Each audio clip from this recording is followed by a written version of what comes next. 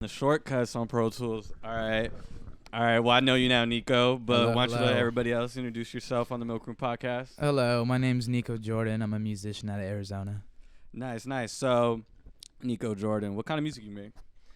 Man, I don't even know what to call it, honestly. All right. If you had to describe like three artists that kind of influence your music, who would they be? So I can kind of get a little taste. Man, I get compared to Black a lot. Okay. The Weeknd and probably Travis Dang. Scott the most. You Honestly. sing? I do. Okay, that's dope.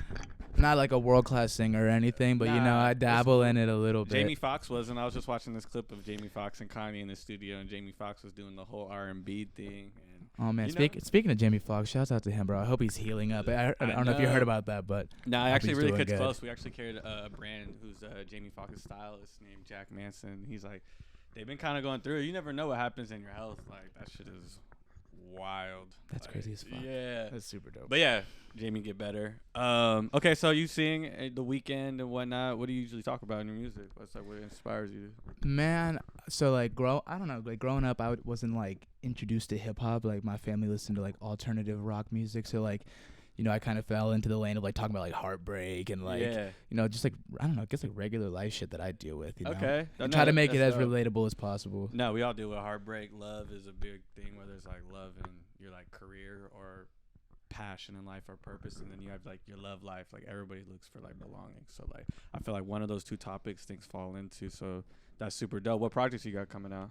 Right now, so I've been tossing and turning, bro. I want to say the last year and a half, I've been working on this album, and just I'm a perfectionist for sure, Mm-hmm. and I just I don't know, I'm at a point right now where I'm happy with it, but I'm making new music consistently. And What's the I'm album damn. about? I feel like you get real deep with the whole conglomerate of things since you. threw Oh yourself in the yeah, black so and- I like category. when I make projects, in the beginning when I first started making music 6 years ago, I just wasn't really true to myself. I was just trying to make shit that sounded cool.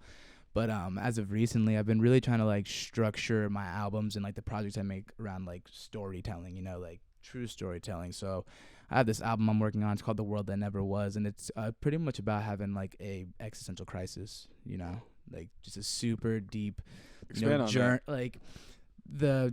the journey of just feeling like you're getting to a certain point but you're just falling, and just talking about all the mistakes you make along the way on the journey. It's just, I don't know. That even just the little stuff. This week we were going through some stuff. We went to church, and I was like, God's gonna test you.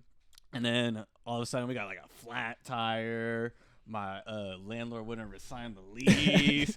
I'm like, dang, God, why are you doing this to me? Know But what I'm we're saying? still going up. We're still going up. There's a lot of good things happening, but sometimes you just keep getting hit. Absolutely, and last year was just a roller coaster, man, just of some of the worst events possible that I've experienced in my lifetime, and people are really gonna get to hear what that experience was like for me, and going through it, and I think they're really gonna relate to it, because I'm not one who's shy to talk about my insecurities or things that most people wouldn't want to talk about publicly, but I talk about a lot of things. No, I feel like that generation needs this right now. That's coming up. They just dealt with COVID, being boxed in for 6 to 8 months in jail, pretty much, I call it.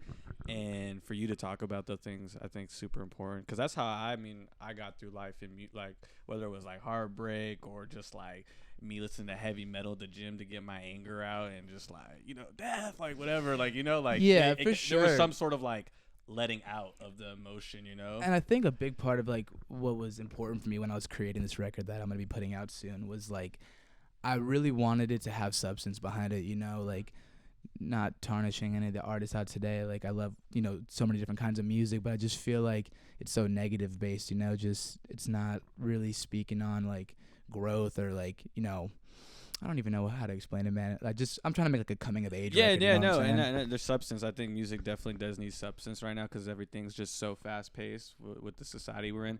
We were also talking about this in clothing. A lot of clothing's demonic, and there's a lot of skulls, this and which is dope. But then there's also we have this brand called God's Kingdom that we mess with, and they're trying to do the opposite of that, Yeah. just push against culture And the norms, and the norms. and I'll tell anybody right now, I don't make music for social media. I don't make trendy fucking TikTok songs or whatever, and I'll be honest, like whenever people are like, "Yo, put something on," like they hear it and like the first reaction they have, they just like sit and are kind of like just tuned into it and they're just lost in it a little bit, you know. And they're like, "Damn, bro, that shit.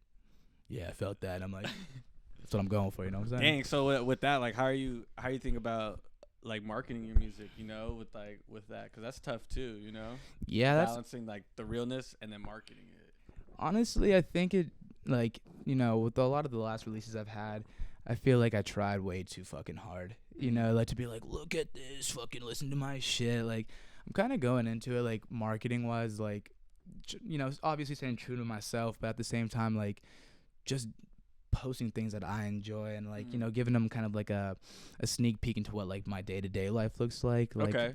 I picked up a camera. I'm not no videographer by any means, but, like, I started picking up a camera and just filming normal ass shit that I do that, like, I feel like is a lot more enjoyable.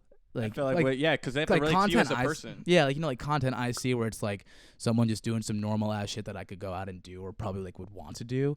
I find that a lot more enjoyable than seeing like some mass like expensive media production where it's like CGI and all this shit. Like, I'm not about that. Like, I'm just trying to keep it simple as fuck. Too in that, like, I feel I don't even feel it, but like a lot of people say like TikTok's like super organic, where like Instagram is like super aesthetic wise because it Instagram was first a photo platform and then it evolved into video, so it's still like that high quality. But TikTok's like super organic, so I feel like people appreciate that now. Yeah, absolutely. Like I'm not on TikTok personally. Like I get stuck in those fucking loops, man. Like, I can't be on my phone for more than like 30 minutes tops, otherwise I'm stuck on it all day and I'll think about it. But Instagram's a weird platform for sure. Everybody's trying to like post the best images or like the best moments of their life. Like, I'll just be posting dumb ass shit, like me kicking it with the homies, like laughing, some embarrassing ass shit. I don't give a fuck. Just people are rocking with me, they're rocking with me, and that's who I want to listen to my shit. I don't want people who are just like haters or like tuning in because they're that hate could creep in real quick. Absolutely, especially where we come from. It's a tough market out there for sure. So you're going on tour. Have you toured before? I have. I went on tour last year with Mark Battles and Quality Control, so that was pretty cool. Well, that's pretty dope. Yeah, he's a QC artist. It was a really big opportunity. I actually had met him in high school. Super weird. I played football. I had a scholarship to play for the University of Arizona. Didn't work out. Long story short on that. But I got to. They say like a lot of NBA players want to be rappers. A lot of rappers want to be NBA players. So no, fine. for sure. They mix in. So it was super cool. He like came to one of our high school games, and I got to meet him and shit. And my grandfather actually was in Casey and the Sunshine Band. So like growing up, like I was around music and shit. So I knew I wanted to be a part of it. But I remember I walked up to him and I was like probably like 14 or 15. I was like, man, one day like I'm going to make a song and you're going to get on it. I like, 3 years later, I made that happen. Damn, man, and then, after we made the song, I was like, you're going to invite me to go on tour one day. Like when you like continue to like see my progress and where I'm going and you're going to want to like bring me with, I swear. Shits me not. This man hits me up and he's like, you want to go on tour? And I was like, yeah, I want to go on tour. And it was a sick ass experience. Dang, how many shows did you guys do? We did 13 shows. Whoa. What was your favorite one, out of curiosity? Man, there's a lot of good shows. I mean, it was kind of like the trial and error of hitting, each market, different cities. Like, I think California really resonated with my music for sure.